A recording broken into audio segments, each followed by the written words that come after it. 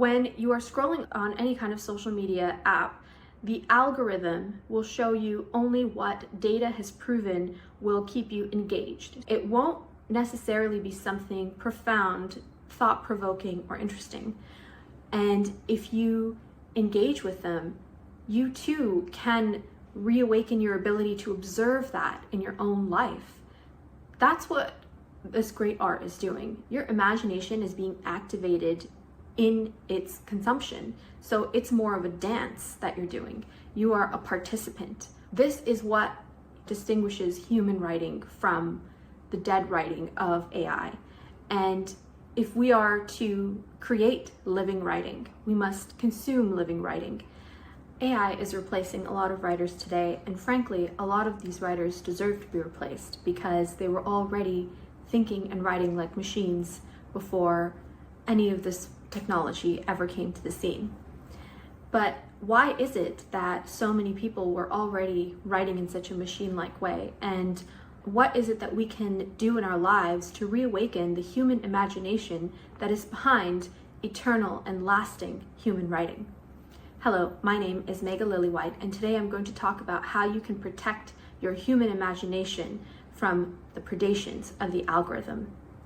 I'm a best-selling writer, and I have several books out, including many children's books, which I believe are the key to reconnecting with the innocence and imagination in us all. We think of the imagination as something that is the prerogative of only children, but actually it's a core feature of the human mind. It is what gives shape to our thoughts and fuel to our curiosity, as George MacDonald writes in his essay, The Fantastic Imagination, which is an essay I encourage you to read. And it follows that the imagination doesn't create ex nihilo. It doesn't create from nothing.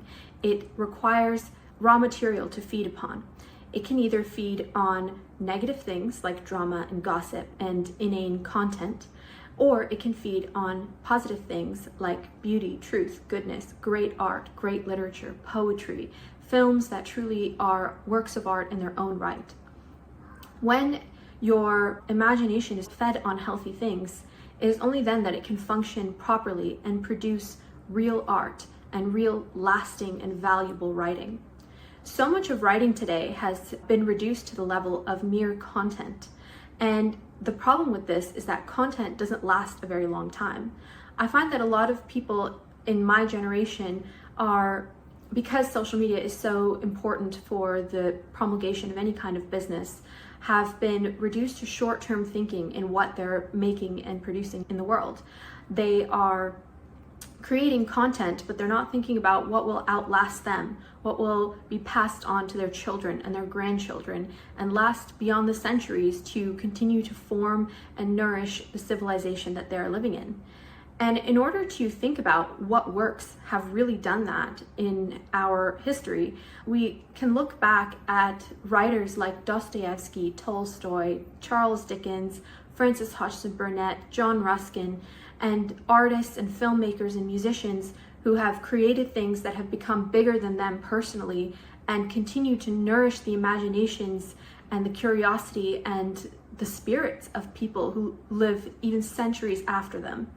And if you're interested in aspiring to be one of the people in this kind of list, then it's crucial for you to read and engage with classic literature and art.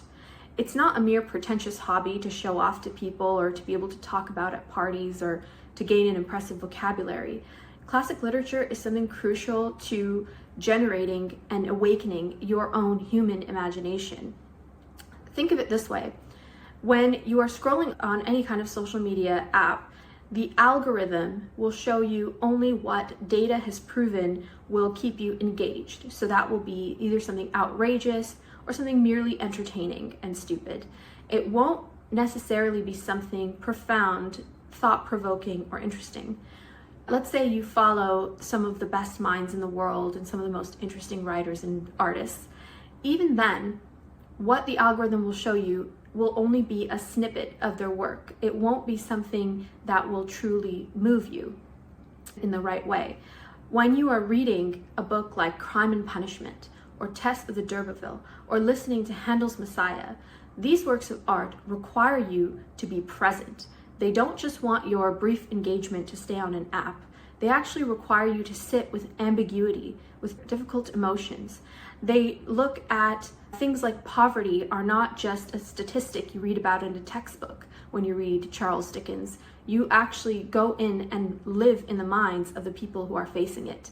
Things like guilt are not just words on a page that could be used in a prompt for marketing something. When you're reading Crime and Punishment, you really feel that guilt in your own heart when you are sympathizing with and empathizing with Raskolnikov.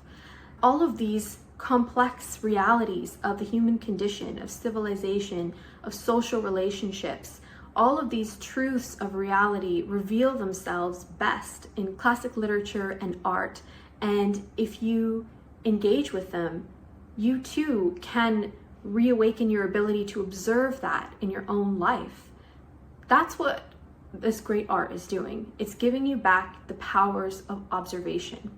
There's an important distinction that must be made between entertainment and art. People often confuse the two. They say that watching Seinfeld or Friends is the same as spending your hour reading a book, and reading slop like romance novel is the same as reading a classic novel. And why would you possibly give up your leisure time to read something that might be more challenging, or you have to look up a few more words to understand what's going on, or might require a bit of patience and you might be bored for a bit of it? The thing is, when something is merely entertainment, you walk away from it not having been changed at all. It doesn't require anything of you, it doesn't demand anything of you. You are merely sitting there as a passive receiver of some titillating emotions. Whereas when you are engaging with, when you're consuming real art, you're not merely consuming it. Your imagination is being activated in its consumption. So it's more of a dance that you're doing. You are a participant. When you're reading the Odyssey, you're not merely consuming something. It's actually asking something of you. You must imagine in order to engage with the work. And in this way, when you step away from entertainment, you might not even remember what you saw or what you read. Whereas when you step away from art, a real work of art, it can haunt you for years afterwards, and not necessarily in a negative way, in a very profound, sublime, or beautiful way. You might have read Tess of the D'Urberville, for me, is one of these kinds of books. I read it 3 years ago, but I still think about it sometimes. Tess's memories or a certain emotion or a certain scene that Thomas Hardy wrote will come back to me and I'll think about it. When I'm looking at a beautiful landscape or a storm that's brewing in the sky, Bram Stoker's descriptions of the storm before Dracula arrives in Whitby Harbor comes back to me, and it comes rushing into my mind as I start to think about the shape of the clouds and how the landscape moves. In this way, great literature gives you back your eyes to see the world, to see people, to see relationships. And this is what distinguishes human writing from the dead writing of AI. And if we are to create living writing, we must consume living writing. And so this is why I believe the best way to protect your human imagination and the best way to nourish it, especially against the algorithm, is through great art.